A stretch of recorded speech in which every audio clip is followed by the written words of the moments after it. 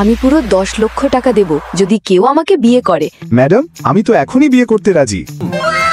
না, তুমি কি আমাকে বিয়ে করবে? না, আমি কেন করব?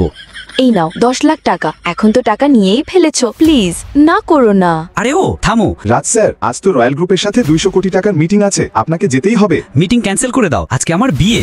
তাহলে এবার আর জিএস গ্রুপের সেই অহংকারী সিইও কে বিয়ে করতে হবে না। কিন্তু সেই সিইও তো আমি। অঞ্চল, তুই এখানে? তুই সত্যি বিয়ে করে ফেললি এই সাধারণ মিস্ত্রির সাথে?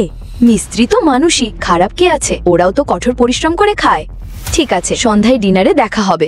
এখন চলো, তাড়াতাড়ি কাপড় খুলে ফেলো। আরে থামো, ধৈর্য ধরো। আরে আমি তো স্নানের কথা বলছি, তাড়াতাড়ি গোসল করে তৈরি হয়ে এসো। জানি না কি যে ভাবে এরা। তাহলে কেমন লাগছে আমাকে? হ্যাঁ, তুমি অতটাও খারাপ লাগছে না। মনে হচ্ছে আজকে সন্ধ্যের পার্টিতে আমাদেরকে সবচাইতে সেরা দেখাবে। এরপর আমরা ডিনার পার্টিতে গেলাম। অর্ডার করো ভাই, আর কোনো কিছু না বুঝতে পারলে আমাকে জিজ্ঞেস করো। একটা চিকেন টিক্কা, বাটার নান, কড়াই মুরগি, ফ্রাইড চিকেন। ব্যাস, এটা তোমার বাবার হোটেল না। তো ভাই সাহেব, আপনি করেনটা কি? আমার নাম সঞ্জয় সিংহানিয়া, আমি জিএস গ্রুপের সবথেকে তরুণ সিইও। আরে বাহ, সঞ্জয় সিংহানিয়া। তবে এই নাও ওনার আসল আইডি কার্ড, তোমার কাছে আছে? এটা একটু বেশি বাড়াবাড়ি হচ্ছে, এবার ধরা পড়ে যাব আমরা। তুমি আমার বয়ফ্রেন্ডকে অপমান করছো। ওয়েটার, এদের দুইজনকে বের করে দাও এক্ষুনি। জি স্যার, বলেন। এই হোটেল আমার বাবার না, আমার।